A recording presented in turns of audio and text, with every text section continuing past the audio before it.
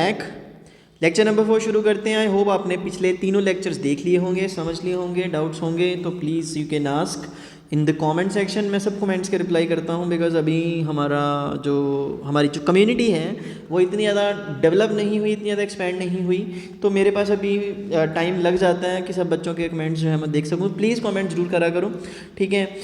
उसके बाद WhatsApp group join कर लो, इंस्टाग्राम पेज फॉलो कर लो, बिकॉज इंस्टाग्राम पे मैं छोटी छोटी वीडियोस जो हैं रिलेटेड टू योर सब्जेक्ट, बहुत सारे क्वेश्चंस जो हैं वहाँ पे मैं पोस्ट कर चुका हूँ। आगे भी बहुत सारी वीडियोस जो हैं वो आने वाली हैं, प्लीज़ गो देयर। दोनों के डिस्क्रिप्शन में लिंक मिल जाएंगे। हम वीडियो को शुरू करते हैं। लेक्चर नंबर 4 है first question macroeconomics. Read the following statements carefully. Statement 1, ex post savings and ex post investments are equal at all levels of income, सही है। Then under the effective demand principle, the equilibrium output is equal to ex ante aggregate demand. This is also true. Both the statements are correct. Second question, identify which of the following is not considered as normal residents of India. Normal resident जो है वो resident होता है जो country के बाहर 1 साल या उससे ज़्यादा रह चुका हो या रह रहा हो। An Indian working in an American company, एक इंडियन जो है वो अमेरिका की किसी कंपनी में काम कर रहा है और न्यूयॉर्क में वो कंपनी इस्टेब्लिश्ड है, वो वहाँ पे 1 साल से काम कर रहा है, तो वो नॉर्मल रेजिडेंट जो है वो नहीं होगा। नॉर्मल रेजिडेंट का मतलब है कि अब वो तो एनआरआई बन गए ना, नॉन रेजिडेंट इंडियन बन गए, is not normal resident of the country. Question number 3, in a hypothetical economy if entire additional income is consumed the value of multiplier would be। अब मल्टीप्लायर की जो वैल्यू है वो क्या होगी? देखो मल्टीप्लायर जब हम कैलकुलेट करते हैं तो उसका फॉर्मूला होता है 1/1 माइनस MPC। अब MPC जो है वो 1 है, मतलब सारी की सारी कंज्यूम कर ली तो 1 आ जाएगा, तो 1/0 मतलब इन्फाइनिटी, तो इसका आंसर आ जाएगा option D. Then if an economy the balance of trade is showing a deficit, मतलब -200 crore and value of import is 900 crore, the value of export would be. अब बैलेंस ऑफ ट्रेड का फॉर्मूला क्या होता है? x minus M. अब balance of trade already 200 minus में है x और इंपोर्ट कितना है 900, ये माइनस हो जाएगा प्लस हो जाएगा, x कितना आ जाएगा 700 करोड़, तो एक्सपोर्ट कितना आ जाएगा आपका 700 CR। सिंपल क्वेश्चन हैं, बच्चों वाले छोटी छोटी कैलकुलेशंस हैं। देन मिस्टर होत्रा borrowed fund from bank for purchasing new house from the above statement identify the indicated function of money, तो इसका आंसर होगा option D, standard of deferred payment, मतलब जिनकी पेमेंट फ्यूचर पे करी जा सकती है, फ्यूचर पे टाली जा सकती है।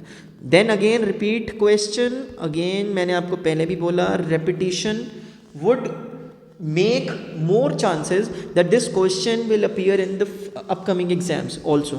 So from the given table identify the level of income where average propensity to save becomes 0, तो यही वाला लेवल है जहाँ पे वो 0 हो जाती है, क्योंकि कंजम्पशन भी 100 है, इनकम भी 100 है, तो सेविंग तो 0 हो जाएगी ना।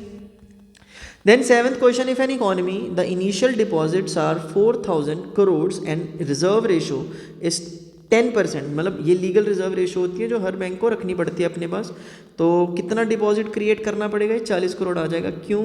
क्योंकि फॉर्मूला जो है वो क्या होगा 4000 upon 0.10, this will be 40,000 CRs। Then 8th, from the following identify the correct reason that may affect the supply of foreign exchange in an economy।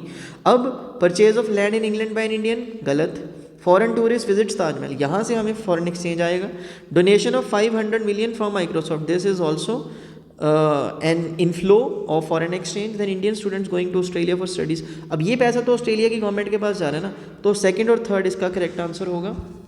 Then identify what does shaded area that is change in EFG delta EFG in the given figure indicate. अब ये जो है वो क्या indicate कर रहा है कि यहाँ पे जो सेविंग है ना वो हमारी क्या है 0, और कंजम्पशन जो है वो इनकम से कम है, मतलब हम पैसा बचा रहे हैं, या पैसे जो जितने भी हमने कमाए उसकी मतलब हमारी जो इनकम है उसके इक्वल ही है, तो इसका आंसर होगा option B, that is second and third.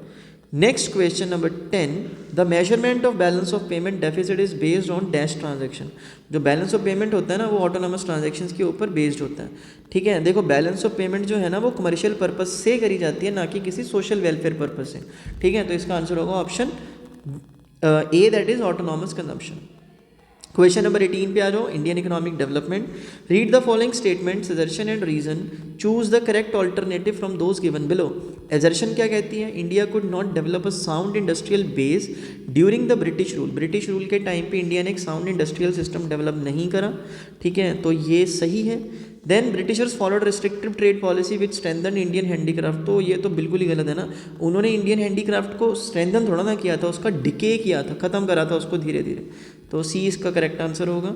Then from the events given in the column 1 and 2 and the facts in column 2 about China, correct pair choose करना है, तो हमने सी को जो है वो थर्ड से मिला देना। Low density of population, less stress of usage on natural resources leads to low density of population is the correct one, so option C third is the correct answer.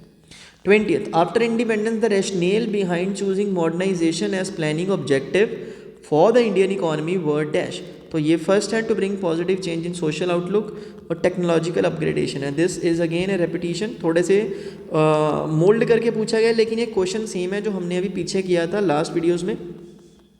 Then 21st में study the following picture, इस picture को देख के बताओ कि क्या सारे जानवर हैं, तो ये एनिमल हस्बेंड्री होगी, तो ऑप्शन जो है वो ए इसका करेक्ट आंसर होगा। Then 12th question, read the following statements carefully. Statement 1, outsourcing is one of the important outcome of globalization process, true. Then statement 2, owing to globalization many Indian companies have expanded their operation abroad. This is also true, so both the statements are true.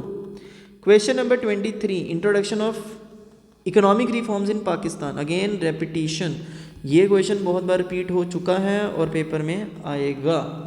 24th, read the following statements carefully. Statement 1, China has used market system mechanism without losing political commitment to create additional social and economic opportunities, true. Then India, Pakistan and China have similar physical endowments, ये भी repeat है, आधा repeat है आधा नहीं है, एक statement same है एक नहीं है, तो ये ट्रू हो जाएगा, दोनों की दोनों स्टेटमेंट सही हैं। Then 25, dash indicator may be defined as the measure of the extent of demographic participation in social and political decision making in a country, तो इसका आंसर होगा option D, that is liberty. 26th क्या कहता है, read the following statements carefully.